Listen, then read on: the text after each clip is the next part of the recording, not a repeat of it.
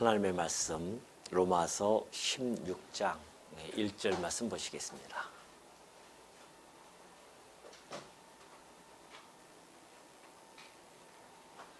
로마서 16장 1절입니다. 찾으신 줄로 알고 봉독해 드립니다. 내가 갱그레아 교회의 일꾼으로 있는 우리 자매 베베를 너희에게 추천하노니 너희는 주 안에서 성도들의 합당한 예절로 그를 영접하고 무엇이든지 그에게 소용되는 바를 도와줄지니 이는 그가 여러 사람과 나의 보호자가 되었음이라. 너희는 그리스도 예수 안에서 나의 동역자들인 브리스가와 아굴라에게 문안하라. 그들은 내 목숨을 위하여 자기들의 목까지도 내놓았나니 나뿐 아니라 이방인의 모든 교회도 그들에게 감사하느니라. 또 저희 집에 있는 교회에도 문안하라. 내가 사랑하는 에베네도에게도 문안하라. 그는 아시아에서 그리스도께 처음 맺은 열매니라. 우선 5절까지 봉독해 드렸습니다. 우리 지난 시간까지 살펴본 내용을 다시 한번 좀 우리가 보면은 바울이 로마에 있는 성도들에게 선교에 대한 원리를 전한 바가 있습니다. 선교라고 하는 것은 바울의 가지고 있는 능력으로 되어지는 것이 아니라 바울과 함께 하시는 성령의 능력으로 선교가 되어졌음을 피력한 바가 있고요. 뿐만이 아니라 바울의 그 선교 정책은 복음이 전달되어지지 아니한 곳에 가서 전달하는 것, 곧 그것이 바울에게 주어진 하나님의 사명이라는 것을 전달해 준 바가 있습니다. 그리고 나서 이제 로마 성도들에게 계획을 이야기하죠.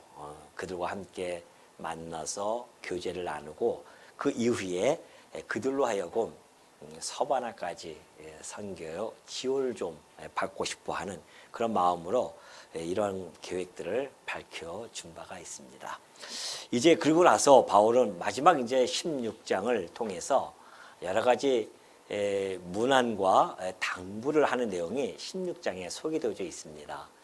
그 전에 1절부터 2절까지는 먼저 이 로마서를 가지고 가는 그 갱그리아라고 하는 교회의 일꾼이었죠. 집사였었습니다. 그 자매였던 베베를 먼저 추천을 한 내용을 담고 있습니다. 자, 내가 갱그리아 교회의 일꾼으로 있는 우리 자매 베베를 너에게 추천하노니 그래요. 자, 이 갱그리아 교회는 바울이 지금 이 편지를 쓰고 있는 곳이 어디냐면은 고린도 지역이에요. 그 고린도 지역에서 남동쪽으로 한 11km만 가면은 거기가 이제 갱그리아라고 하는 항구 도시가 있습니다. 그러니까 거기에 교회가 세워졌는데 거기에 일꾼이었었어요. 베베가. 그러니까 여집사로서 아마 일을 했던 것 같습니다. 근데 놀랍게도 그 여집사님이 이 로마서라고 하는 이제 이때로부터 시작해서 2000년의 역사가 흐르는 동안 수많은 백성들을 하나님의 백성들에게 감동을 주고 감화를 주고 그리고 모든 이단들을 싸워서 이길 수 있는 무기인 이 로마서, 정말 이 로마서를 그 여집사님이 그때 당시에는 뭐 이런 책도 아니잖아요. 물론 로마서가 1장부터 10절 보면은 한 24페이지 되나요? 그래서 한 10장, 12장 정도 이렇게 되거든요. 하나의 한 소고라고 할 수 있죠. 근데 그때 당시에는 뭐 이런 것이 없으니까 파피루스라든가 이런 데다가 쓴단 말입니다. 그러니까 두루마기 식으로 해서 들고 가야 되는데 물론 이제 같은 일행이 함께 가겠죠. 그럼에도 불구하고 그 여집사 베베에게 이 로마서를 맡겨서 로마에 있는 성도들에게 추천할 정도라고 한다면 정말 이 베베라고 하는 집사님이 이 바울의 이 선교 사역에서 얼마나 큰 비중을 차지하고 있는 줄 알 수가 있습니다. 물론 바울이 선교할 때에 수많은 사람들이 함께 협력해서 일을 해 나갑니다. 절대 하나님의 일은 혼자 해 나가는 법이 없어요. 혼자 단독적으로 할 수가 없습니다. 언제든지 하나님께서 함께 일할 수 있는 일꾼들을 붙여주십니다. 그래서 일을 협력해서 일을 해 나가기 때문에 바울에게도 많은 사람들이 일꾼이 왔다가 또 떨어져 나가기도 하고 같이 또 일하기도 하고 끝까지 함께 일하는 사람들도 많이 있었거든요. 근데 그 중에 이 베베라고 하는 이 여집사님, 그러니까 그때 당시에도 여성의 그 지위가 그렇게 높지 않지 않습니까? 지금보다는 훨씬 못하죠. 그럼에도 불구하고 하나님의 이 놀라운 일을 해 나갈 때는 하나님께서 이 여성 일꾼들을 얼마나 많이 사용하는지 모릅니다. 이제 이후에 나오는 그 문안의 내용을 보면 여성들이 참 많이 언급이 되거든요. 그러니까 하나님의 일을 해 나가는 데 있어서는 남녀노소가 필요 없습니다. 하나님의 감동을 받은 자들, 이 귀한 이 사역에 동참이 되어지는 겁니다. 그러니 이 베베를 지금 특별히 그 로마에 있는 성도들에게 그렇게 소개를 해주고 있죠. 그러면서 그들을 그 베베를 영접할 때의 그 방식을 잘 설명해 주는 것이 2절이에요. 너희는 주 안에서 성도들의 합당한 예절로 그를 영접하고 그래요. 자, 성도들의 합당한 예절이 뭘까요? 혹시 여기에 대해서 깊이 생각해 보신 분이 있습니까? 우리가 세상에서도 뭐 예절을 아주 중요시 여기지 않습니까? 그 세상에서 예절을 갖다가 잘 배우지 못했으면은 이제 예절을 가르쳐 준다고 해가지고서는 어디로 보냅니까? 저 예절 학교, 뭐 청학동 이런 데 보내죠. 그 예절 배워라. 우리 한국의 예절을 배워라 하면서 보낸단 말입니다. 그 세상에서도 그 예절에 대해서 매우 중요하게 생각을 합니다. 그러면 교회 안에는 예절이 없을까요? 아니, 세상에서도 예절이 있다고 한다면 그 만물 위에 있는 교회야말로 세상의 예절과는 비견할 수 없는 그러한 예절이 가지고 있다는 겁니다. 그럼 그 예절은 어디서부터 출발되어질까요? 세상의 예절은 윤리와 도덕의 기초에서 예절이 주어졌다고 한다면은 기독교 이 성경에서 이야기하는 우리 성도들에게 주어지는 그 예절, 합당한 예절은 근간이 어디냐 말이죠. 예? 그죠? 지금 합당한 예절을 얘기하고 있습니다. 성도에게. 그런데 어디 안에라고 그랬죠? 주 안에 있습니다. 예수 그리스도 안에서의 합당한 예절이에요. 그러니까 이 성도의 이 합당한 예절의 근간은 어디냐? 예수 그리스도이십니다. 그리스도께서의 근간이에요. 예수님께서 그렇게 할 일도 많으신 분이 또 와서 예절까지 가르쳐줬나? 그렇게 생각하시는 분이 있죠. 자, 예수 그리스도는 하나님의 아들이십니다. 하나님의 그 영광을 가지고 계신 분인데 단지 우리의 그 죄악 때문에 우리의 죄를 해결해 주시기 위하여 하나님이 이 세상을 사랑하니까 그 독생자를 이 땅에 보내주셨단 말입니다. 그러니까 하나님의 그 영광을 다 버리시고 육신의 이 몸을 입고 비참한 이 죄덩어리의 이 육신의 몸을 입고 이 땅에 오셨어요. 그러면서 3년 6개월 동안의 공생애를 사십니다. 공생애를 사시면서 그가 보여줬던 그 족적을 보면은 얼마나 아름다운 예절의 모습이 나타나는지 모릅니다. 먼저 우리 주님이 보여줬던 그 예절을 보면은 이 땅은 어차피 하나님의 그 사랑에 의해서 오셨기 때문에 예수 그리스도의 그 사랑이 이 땅에 가득 비춰지는 겁니다. 그러니까 사랑을 비춰주는데 사람들을 대할 때 그 사랑의 눈빛과 사랑의 마음으로 그 죄인들을 대하기 시작합니다.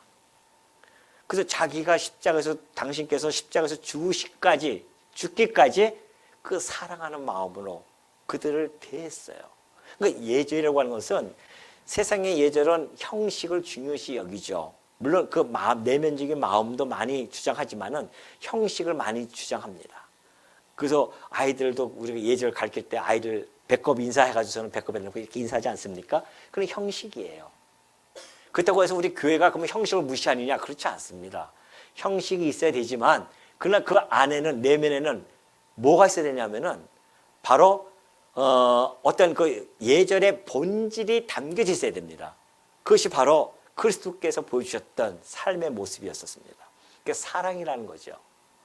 사랑 없이 형식만 나온다고 하는 것은 그는 다 상대방을 어떻게 보면은 무시하는 거랑 마찬가지죠.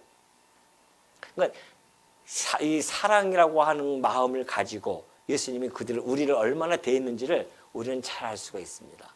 뿐만이 아닙니다. 또 우리 주님께서는 정말 친절하게 그 백성들을 대해 주셨습니다. 어느 정도 친절하냐면은 어느 날 이렇게 가시다가 그 삭개오라고 하는 분이 있었는데 그분의 키가 아주 작아요. 그래서 예수님이 안 보인단 말입니다.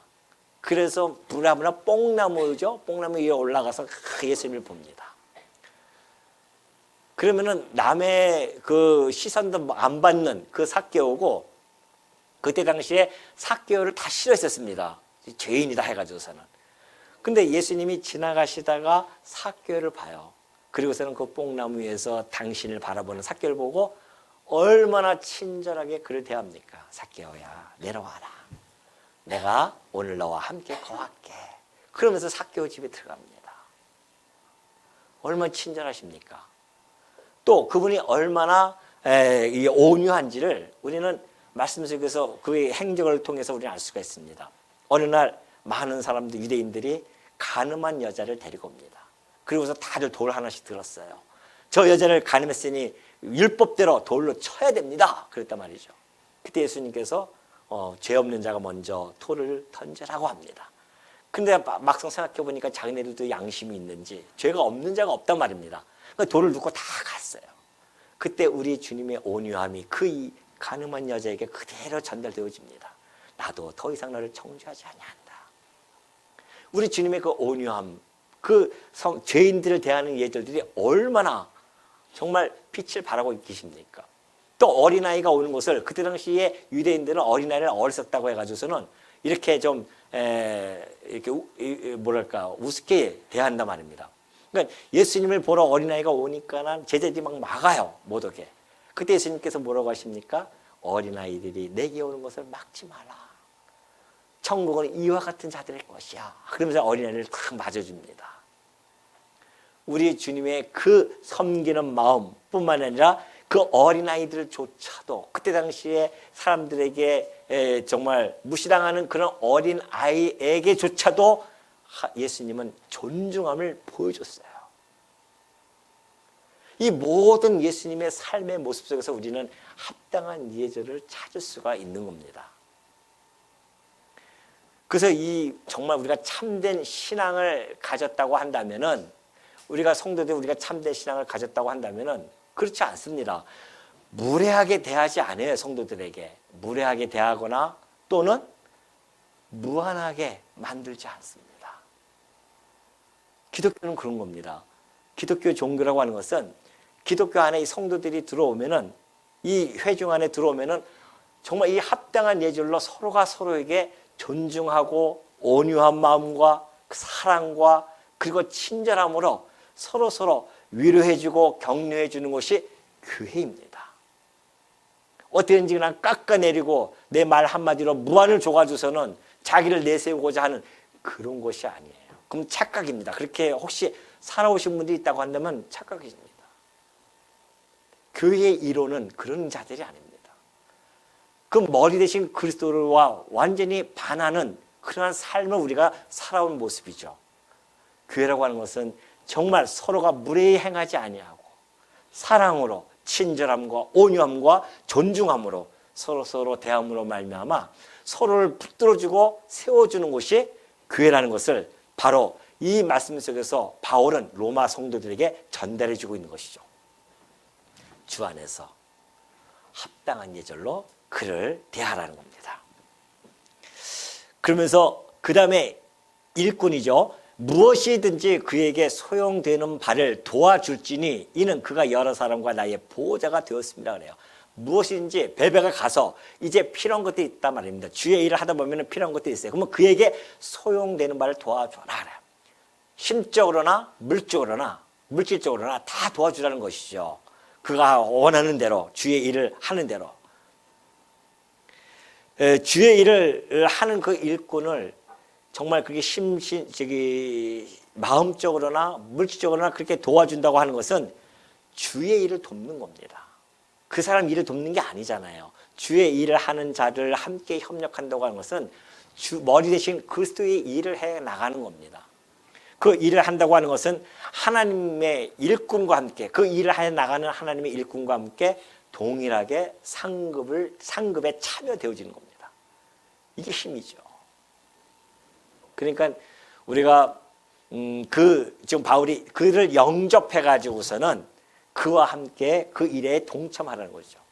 그러니까 이 영접한다는 것이 참 중요한 겁니다. 우리가 기독교에서 영접이라는 것은 우리가 처음으로 예수 그리스도를 영접하지 않습니까? 그래서 하나님의 자녀가 되는 권세를 받거든요. 그것처럼 우리의 일꾼들을 어떻게 영접하냐에 따라서 상급이 주어지는데, 보십시오.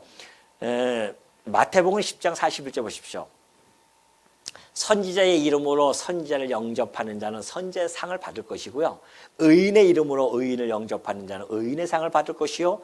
누구든지 제자의 이름으로 이 작은 자 중 하나에게 냉수 한 것이라도 주는 자는 내가 진실로 너에게 이르노니 그 사람의 결단코 상을 잃지 아니하니라 하시나 그래요.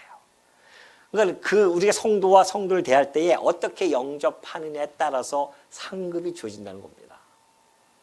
그러니까 여러분들이 혹시 성도님들이 집에 찾아오셔서 정말 따뜻하게 영접을 하면서 냉수 한 그릇이라도 드린다고 한다면은 그 상이 어떻게 해요? 결코 잃지 않아요, 그 상을. 왜냐하면은 내가 성도에게 행한 것이 누구에게 행한 것이다? 이게 머리 대신 그리스도에게 행한 것이기 때문에요. 그러면 성도를 욕하면은 누굴 욕한 겁니까? 예? 아주 용감하게도 얘기하시네요. 성도를 욕하면은 누굴 욕하는 거예요? 그리스도를 욕한다니까요. 그 원리예요. 기독교는 왜? 유기체이기 때문에 그렇습니다. 유기체. 그러니까 우리가 뭣도 모르고 막 하는 것이지, 정말 우리가 교회라는 것이 어떠한 관계 속에서 존속이 되어지고 유지가 되어지는지 우리가 안다고 한다면 두렵죠, 정말. 내가 성도에게 대하는 그것이 그대로 고스란히 머리 대신 그리스도에게 직고가 되어지는 겁니다. 바울이 지금 그런 이야기 하는 거예요. 그래서 그에게 소용되는 바를 다 도와줄지니 그가 여러 사람과 나의 보호자가 되었기 때문에 그래요. 자, 보십시오. 바울을 돕는 자가 참 많이 있었지만은 바울은 그 베베를 향해서 자기의 보호자라고 그렇게 이야기해요. 보호자라고 하는 것이 뭡니까 도대체? 부모 같은 자예요. 보살피고 배려해주고 바울의 하는 그 사역을 향해서 그렇게 일을 해왔던 그 베베였습니다. 그래서 바울은 그 베베의 따뜻한 배려를 잊지 못한 겁니다. 그래서 그녀를 보호자라고 그렇게 언급을 해주고 있죠. 정말 이 베베의 이 따뜻한 이 진실한 봉사는 베베의 삶을 빛나게 할 수밖에 없습니다. 우리가 여러분들 주 안에서 정말 봉사하는 것들요, 이거 나의 삶, 내 신앙적인 삶이 빛나게 하는 겁니다. 결코 하나님께서 그거 잊지 않으셔요. 다 기억하고 계신단 말입니다. 그러니까 여러분이 봉사하시다가 실망하실 필요가 없습니다. 누가 안 알아줘도요, 실망하지 마십시오. 이미 하나님께서는 이미 알아주고 계셔요. 아니, 하나님이 알아주면 됐지. 뭘 인간이 알아주면 또 뭐합니까? 오늘 알아줬다가 내일 안 알아주는 것이 인간들의 모습인데, 영원히 변치 않는 하나님이 알아주시고 칭찬해 주시고 영광을 보여주신다고 하는데, 그래서 우리 그 베베는 정말 이 바울의 하는 일의 보호자로서 마치 루디아의 그 명철한 그 마음과 또한 친절과 도움의 정신이 그 베베와 함께 그렇게 흘렀던 것 같아요. 루디아처럼. 그래서 바울의 하는 이 선교 사역에 그가 얼마나 깊이 깊숙이 함께 간섭이 되어지고 함께 일을 해왔는지를 너무나 잘 보여주고 있죠. 자, 그러면서 3절 보면 그래요. 너희는 그리스도 예수 안에서 나의 동역자들인 브리스가와 아굴라에게 문안하라. 그들은 내 목숨을 위하여 자기들의 목까지도 내놓았나니 나뿐 아니라 이방인의 모든 교회도 그들에게 감사하느니라. 여러분 잘 아는 이름이 나옵니다. 브리스가와 아굴라입니다. 브리스가와 아굴라는 바울이 이제 이 고린도 지역에서 함께 만났습니다. 근데 업이 같아요. 장막을 짓는 일이 같아가지고서는 함께 일을 하기 시작합니다.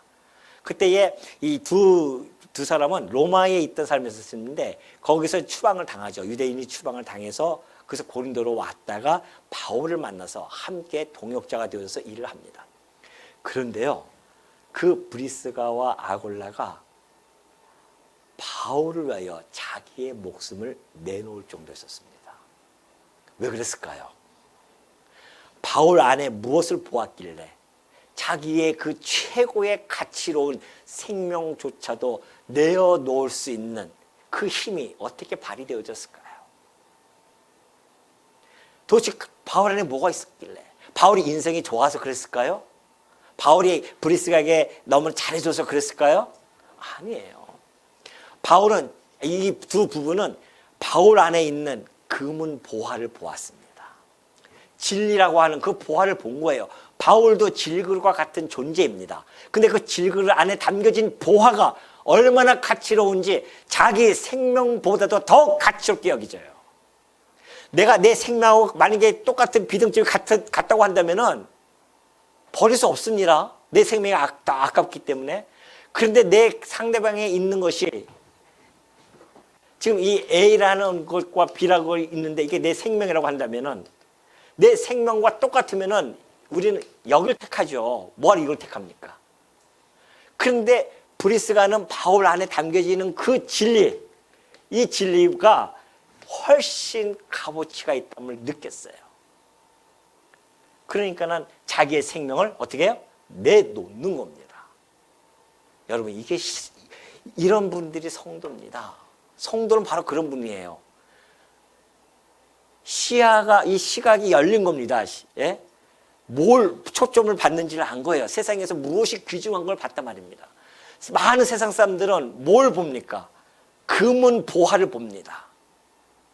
썩고 쇠하고 없어질 그 금은 보화를 보지만 성도의 시각은 그 썩고 쇠하고 없어질 것에 땅의 것을 보는 것이 아니라 하나님께서 우리에게 주신 이 진리의 말씀, 이 진리를 우리는 여기에 우리의 시각을 온통 여기다가 초점을 맞춰야 됩니다. 왜요? 이것이 우리의 모든 생명보다도 더 귀한 기업이기 때문에 그래요. 그러니까 우리가 이것이 훨씬 크기 때문에 생명을 내놓을 수 있는 겁니다. 우리의 생명 해봤자 60년, 70년입니다. 이 진리 안에 있는 자들은 영원한 생명이에요. 그러니까 60, 70년 생명, 초계처럼 버릴 수가 있습니다. 왜요? 우리에게는 영원한 생명이 있기 때문에 그래요. 그걸 간직한 분들이 성도입니다. 세상 사람하고 완전히 달라요. 그러니까 눈빛이 달라져야 됩니다. 여전히 동태눈깔 하고 있으면 안 된다니까요. 성도는 번쩍번쩍 빛나야 되지. 진리를 지금 바울에게만 있습니까? 이 진리가 우리 안에도 지금 담겨져 있어요. 그 진리의 빛이 우리의 눈빛을 향해서 뿜어져 나와야 되죠.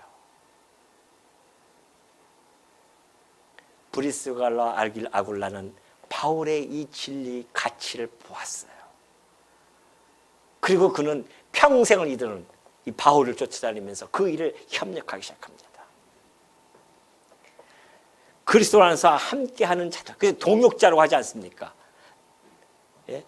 뭐라 그래? 나의 동역자들 그래요. 동역자. 동역자가 뭡니까? 주 안에서 그리스도 안에서 함께하는 자들이 동역자들입니다. 우리 이번에 중직자분들 다 해서 세웠잖아요. 그분이 사실은 저의 동역자이고 또 우리 모두가 다 같은 동역자입니다. 함께 그리스도를 위하여 생명을 내놓을 자들이에요. 그때 안수식하고 그때 인직식한 것은 내가 오늘부터 주께 내 생명을 내놓겠습니다고 하는 그 시기 바로 인직식이었었어요. 왜 이제 와서 가르쳐 주냐고요?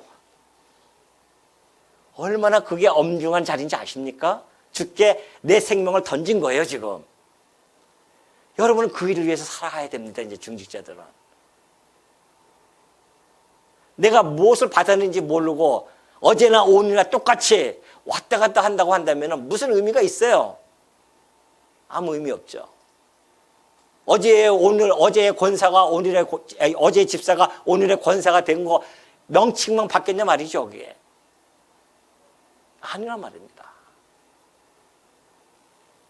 이 진리를 위해서 나의 삶을 다 던지겠습니다 하는 그 마음의 다짐이 우리 임직식을 통해서 드러나신 겁니다.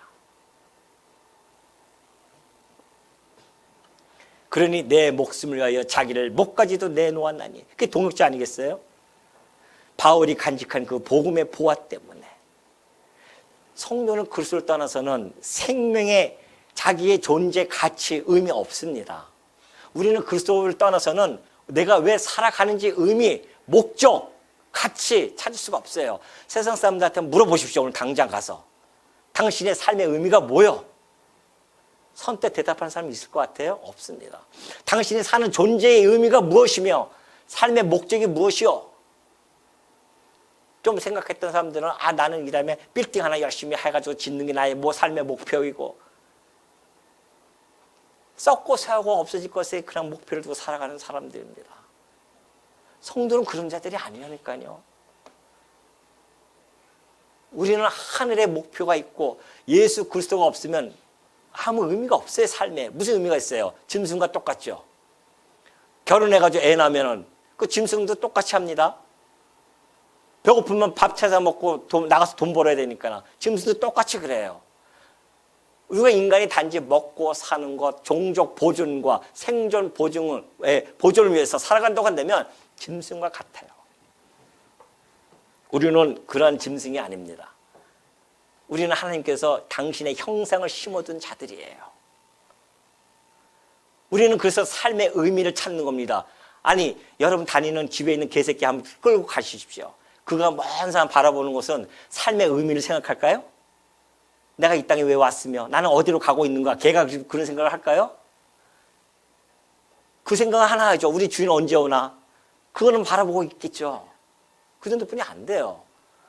그러나 우리는 인간이기 때문에 삶의 의미와 목적을 생각하는 겁니다. 그동안 되면 우리가 삶의 내 가치를 어디서 찾겠냐 말이죠. 예수 그리스도 안에서 내 삶의 가치를 부여받지 못하면 아무 의미 없다니까요. 예수 그리스도 안에서만 우리의 삶의 의미가 주어지고요. 내 존재의 의미가 주어지며 내 존재 가치가 부여되어지는 겁니다. 그래서 이 동역자들인 이 브리스가와 아굴라가 문안하라 그들은 내 목숨을 위하여 자기들의 목까지도 내놓았다고 그렇게 이야기하지 않습니까? 그러니까 주 안에 있는 자들은 다 죽든지 살든지 우리 주를 위하여 살아갑니다. 이건 브리스가만 그러지 않습니다. 바울의 삶에서 잘 나타나요. 바울 빌립보서 1장 20절 보십시오. 바울이 이렇게 얘기합니다. 나의 간절한 기대와 소망을 따라 아무 일에든지 부끄러워하지 아니하고 지금도 전과 같이 온전히 담대하여 살든지 죽든지 내 몸에서 그리스도가 존귀하게 되게 하려 하나니 그래요. 이게 무슨 얘기입니까? 바울의 삶이 있었습니다. 바울이 지금 이 빌립보서를 쓰는 것은요, 지금 로마 감옥이에요. 로마 감옥에서 이 빌립보서를 지금 쓰고 있습니다. 이것이 언제예요? 지금도. 이게 지금도예요. 현재예요. 현재. 지금도가 현재 아닙니까? 그리고 전에도 전과 같이 그래요. 전과 같이 뭡니까? 언제? 로마 감옥이지만 다메섹 도상에서 예수 그리스도를 만납니다. 다메섹 도상에서 예수 믿는 사람을 핍박하러 갔던 바울이 예수 그리스도를 만났어요. 이때로부터 이게 좀 과거이죠. 전이죠. 이전. 지금도 그 이전, 전. 이 기간이 몇 년인지 아십니까? 약 26년입니다. 26년 동안 예수님을 만나고 나서 바울은 그 로마에 갇힐 때까지 변함이 없이요, 온전히 담대하여 이 26년의 삶이 얼마나 담대했던지 살든지 죽든지 내 몸에서 오로지 그리스도 만났던 그리스도만이 존귀하게 되게 하려자 26년의 삶을 불꽃 같은 삶을 살았습니다. 이것이 성도의 삶이에요. 예수 그리스도를 만나서부터 우리 주님이 나를 부르시는 그날까지 우리는 죽든지 살든지 오로지 주를 위하여 살아가는 존재들입니다. 성도는 그러한 존재들이에요. 그러기 위해서 우리를 부르셨단 말이죠. 우리가 비록 살아가면서 우리의 신앙생활이 변죽 끓듯이 그냥 막 끓지만은 그럼에도 불구하고 우리의 시선은 항상 우리 주님에게 가 있어야 됩니다. 내가 왜 살아야 되느냐 말이죠. 아니 하루 밥 3끼 먹기 위해서 산다고 한다면 얼마나 불쌍한 존재입니까 우리가. 처량하잖아요. 밥 먹는 거 보면은. 그러나 우리가 그 밥 한 숟갈 먹는 것조차도 우리에게 가치로움이 있기 때문에 먹는 거 아니겠어요? 왜? 내 몸에서 그리스도가 존귀케 되기 위하여 내가 오늘 이 아침에 먹는 것이고 저녁도 먹는 것이고 일도 하는 것이고 이것이 우리의 성도의 모습입니다. 그러니 지금 바울이 얘기했듯이 바울도 그렇고 브리스가와 아굴라도 그렇고요. 이 이후에 나오는 모든 성도들도 다 마찬가지입니다. 그들에게 뭐 하라? 문안하라 그럽니다. 이제 3절부터 16절까지요. 하나하나 이름을 거론합니다. 바울이. 그것이 이름만 거론한 분들이 26명이에요. 그 26명 외에 다수가 또 거론이 되어집니다. 이름 없지만 뭐 권속이라든가 그 교회 집이라든가 집의 교회라든가 이렇게 해서 다수가 나와 있어요. 근데 그들의 모든 이름을 하나하나 기억하면서 그거 바울이 문안하라고 해요. 다시 말해서 바울이 지금 못 가고 있잖아요. 예루살렘에 내가 갔다 가야 되기 때문에 나 대신 가서 문안하라는 겁니다. 그들에게. 로마 성도들에게. 그러면 문안할 때 뭐라고 문안해요? 가가지고 안녕하세요. 바울이요. 지금 인사 좀 전해달라고 했어요. 그렇게 문안하는 겁니까? 그게 아니에요. 문안이라고 하는 것은 물론 인사라든가 그리고 사귐이라든가 교제의 그러한 방식입니다. 그건 틀림없죠. 문안을 하는 거니까. 그러나 바울에게서의 문안은 지금 내가 이 편지를 가지고 가면 베베가 그 편지를 가지고 그들만 읽는 것이 아니라 누구에게? 주변에 있는 그 지체들에게. 바울이 가지고 못하니까 그들에게 가서 문안을 하는 겁니다. 뭘로? 이 로마서를 가지고 가서 함께 공유를 하는 거예요. 이것이 바로 문안의 의미예요. 지금 바울이 가는 이 문안의 의미는 그 의미가 담겨져 있습니다. 말씀을 함께 나누라는 겁니다. 내가 이 로마서를 지금 써서 보내니까 이 로마서를 너희들만 읽지 말고 함께 나눠서 읽으라는 겁니다.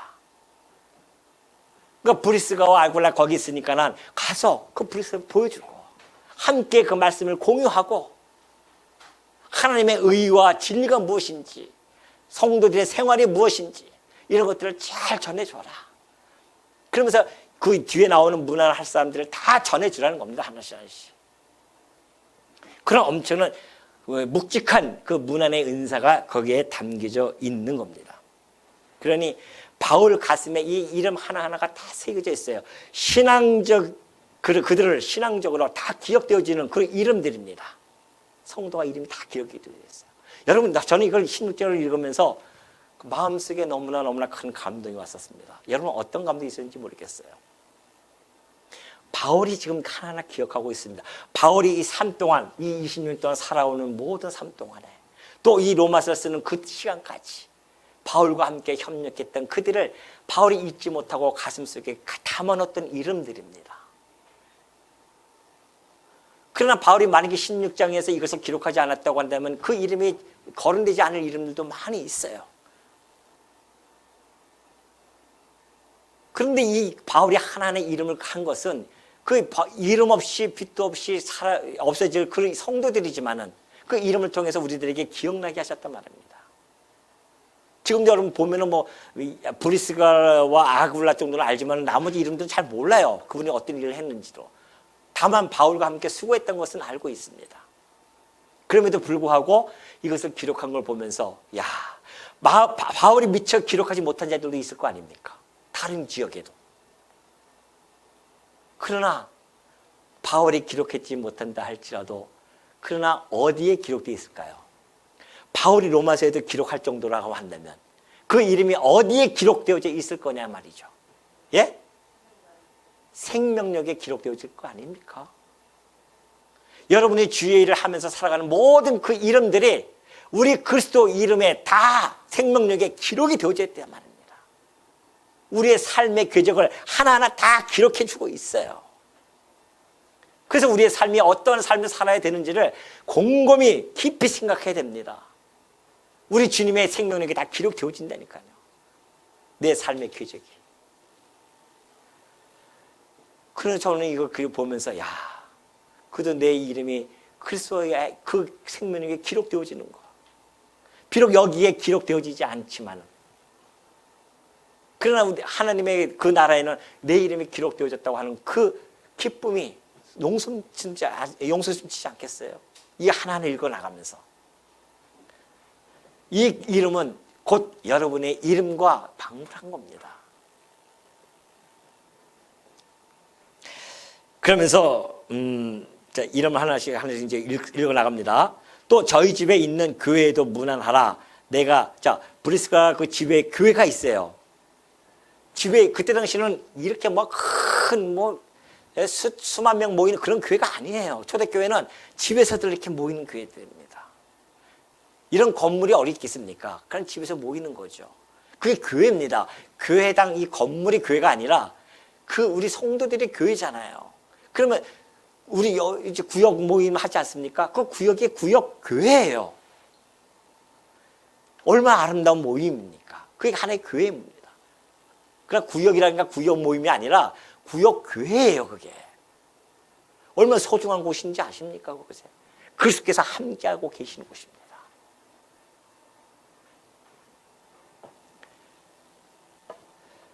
그러면서 또 저희 집에 있는 교회도 문안하라. 내가 사랑하는 에베드노에게 문안하라. 그는 아시아에서 그리스도께 처음 맺은 열매니라. 그래.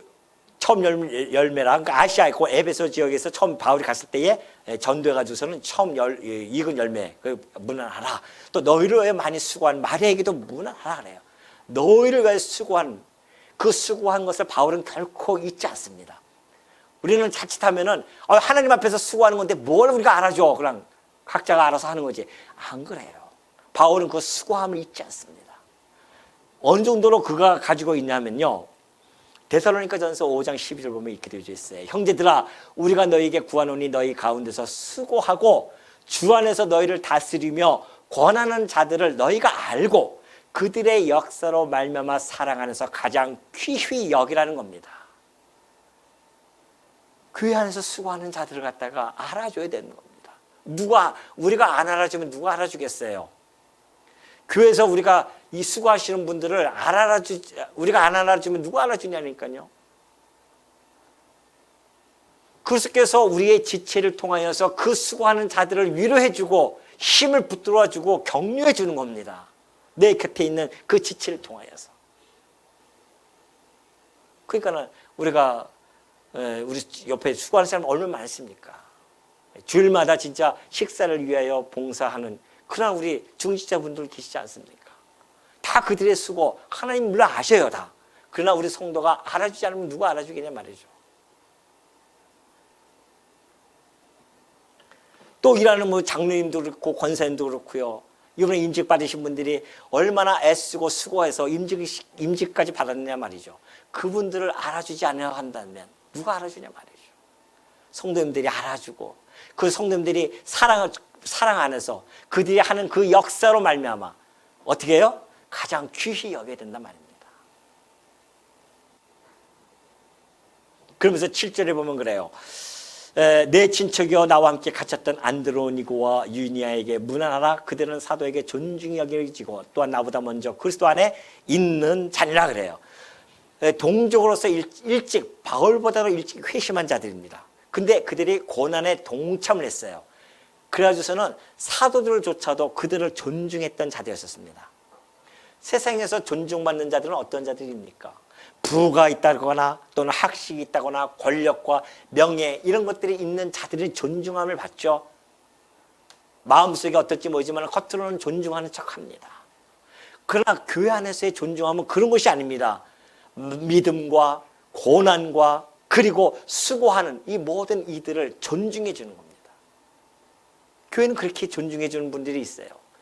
주 안에서 수고하시는 존중해 주고 주 안에서 고난받는 자 있으면 존중해 주고 죄 때문에 고난받는 거 그런 거 말고요. 주 안에서 정말 믿음 때문에 그런 분들 우리에게 존중의 대상이에요. 사도들도 그렇게 고난받고 힘든 그 속에서 그들을 존중해 줬다고 하는 거 알겠습니까? 그러면서 9절 보면 그래요. 또 8절 또 주 안에서 내 살아가는 암블리에게 문안하라. 또 그리스도 안에서 우리의 동역자인 우르바노와 9절입니다. 나의 사랑하는 스다구에게 문안하라. 그리스도 안에서 인정함을 받는 아벨레에게 문안하라. 아리스토블로스의 권세에게 문안하라 그래요. 그리스도 안에서 인정함을 받는 자들이 있습니다. 인정하는 것이 뭡니까? 그리스도로부터 인정을 받는 것은 곧 교회에서 인정받는 자들입니다. 어떤 걸 통해서 인정받을까요? 그들이 믿음 때문에 신앙 때문에 시련을 겪습니다. 때로는 연단 받습니다. 인내합니다. 그리고 그것을 극복해내고 그리고 주님이 주신 그 은사를 통하여서 봉사하고 교회의 신임을 받는 자들이죠. 그런 자들이 인정함을 받는 겁니다. 내가 스스로 칭찬하면서 인정하는 것은 아닙니다. 이것을 이제 바울은 고린도후서에서 이렇게 전해주고 있어요. 옳다 인정함을 받는 자는 자기를 칭찬하는 자가 아니야 오직 주께서 칭찬하는 자입니다. 주께서 칭찬한다고 하는 것은 곧 교회가 칭찬하는 것이고요. 교회에서 칭찬받아야 되는데 자기는 스스로 칭찬한다고 한다면 그게 무슨 칭찬이겠어요? 그건 옳다함이 아닙니다.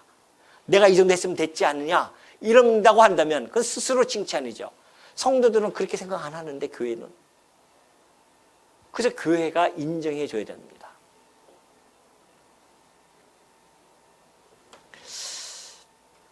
그러면서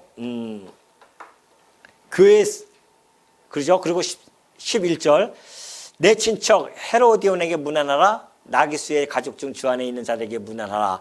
주 안에서 수고한 두루베나와 두루보사에게 문안하라.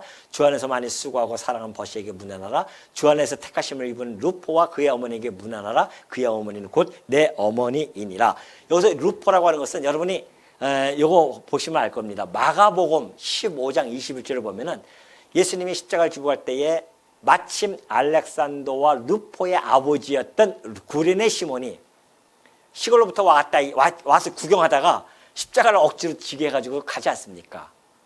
근데 마가가 이것을 이렇게 자세히 기록해요. 알렉산더와 루포의 아버지. 그때 당시에 그 신분을 어떻게 알겠습니까? 그러니까 이미 기독교 안에 교회 안에 들어왔다는 겁니다. 그러니까 우연하게 십자가를 억지로 졌지만은 그 가정이 놀랍게도 구원받는 놀라운 역사가 벌어진 겁니다. 그러니 주 안에서 뭐예요? 택한 자라고요?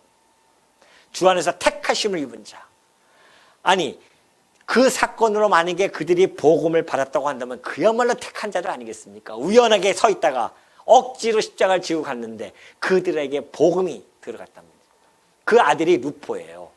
그의 어머니가 바울에게 마치 어머니처럼 그렇게 행동을 했다고 하죠.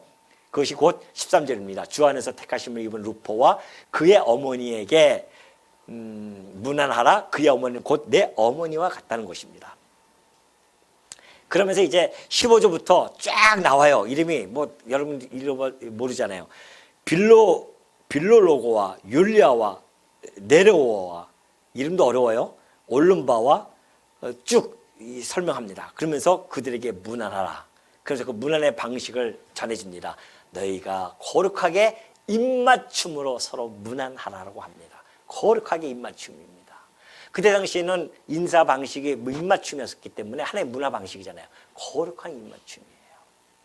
그렇게 해서 하는 거죠. 그리스도 안에서 서로 지체된 사랑의 표현입니다. 그러니까 그 거룩한 입맞춤을 통해서 그리스도의 사랑, 그리스도와의 연합, 그리스도와의 그 일치의 하나의 증표입니다. 그것이 당신도 우리와 같은 성도이고 지체입니다 라고 하는 그런 표식이죠. 거룩한 입맞춤이 있다고 한다면 어떤 입맞춤이 또 있을까요? 성경에 보면 거짓의 입맞춤, 사심의 입맞춤이 있습니다. 자기의 유익을 위해서, 사사로운 유익을 위해서. 가룟 유다가 바로 그런 입맞춤이었습니다. 예수님에게 가서 입맞춤을 해요. 곧바로 로마 군병에게 넘겨주는 입맞춤이었습니다. 그런 거짓 입맞춤도 있어요. 교회 안에 없잖아 있단 말입니다. 교회 안에 참 진짜 우리가 조심해야 할 것은 우리 강남로에서도 그런 경우가 많이 있었거든요. 다단계에 있는 분들이 교회에서 그냥 얼마나 거룩하게 입맞춤을 하는지 몰래 그냥 너무 찾아가고 매일매일 뭐 하고 막 나중에 알고 보니까는 다단계를 해가지고서는 다단계 팔라고 그렇게 접근하는 입맞춤은 사심의 입맞춤입니다. 교회는 그런 입맞춤이 하면 안 돼요. 교회는 성도들에게 물건을 제발 팔지 마십시오. 우리 다행히 진짜 그렇게 안 하신 분이 우리 교회는 있기 때문에 다행이지만은 있었어요. 강남로에는 좀 목사부터 시작해서 막 그럴 경우도 있다니까요. 목사도 그렇고 뭐 온통 교회가 좋을 때 다 다단계 교회가 돼가지고서는 어느 교회라고 내가 말하지는 않겠습니다.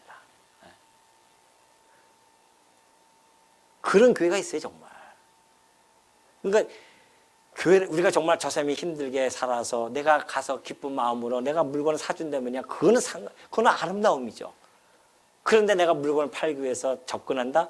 그것은 거룩한 입맞춤이 아닙니다. 교회는 그걸 아주 중요하게 하고 조심해야 됩니다. 바울이 하는 이야기는 그 너희가 거룩하게 입맞춤으로 서로 문안하라는 겁니다. 그러면서 그리스도의 모든 교회가 다 너희에게 문안하느니라. 이제 이 그리스도의 모든 교회가 이 로마에 있는 성도들에게 다 문안한다.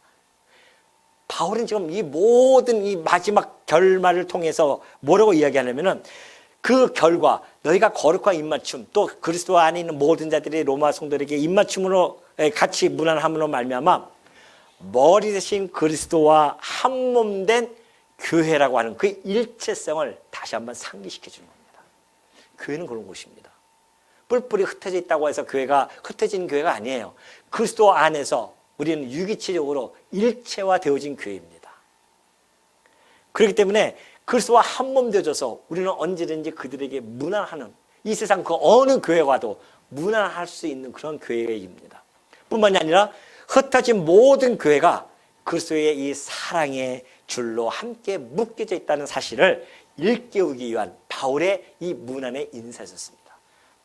우리가 비록 다 흩어져 있다. 너희는 로마에 있고 나는 고린도에 있고 지금 여기 에베소에 있고 다 예루살렘 교회 다 흩어져 있지만은 그러나 이 모든 교회 세계의 모든 흩어져 있는 교회는 예수 그리스도의 그 사랑의 줄로 어떻게 해요?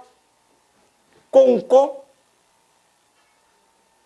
어디서 말 듣던 밧줄로 꽁꽁 아닙니다. 사랑의 줄로 꽁꽁. 이 노래 아시는 분들은 뭐 막 웃네요. 모르신 분은 거룩하신 분들은 잘 모르고. 예. 알겠습니다. 하여튼 우리 이 교회라고 하는 것이 이 문안이 그렇게 묵직함이 있습니다. 얼마나 중요하면 문안에 대해서 16장 1절부터 16절까지 쫙 마지막 장까지도 나와요. 후에도. 그만큼 교회의 문안이라고 하는 것은 함께 말씀을 나누고 뿐만이 아니라 그리스도 안에서 사랑의 줄로 함께 엮어진 자들임을 깨닫고 그리스도 안에서 한 몸 된 일체에 되어진 유기적인 관계라는 걸 깨닫고 그래서 성도와 서로 문안의 주문으로 말미암아 위로해주고 격려해주고 세워줘서 아름다운 교회로 세워나가는 것 우리 교회가 그런 문안을 통해서 견고하게 튼튼하게 아름답게 세워지는 교회가 되어지기를 당부드립니다.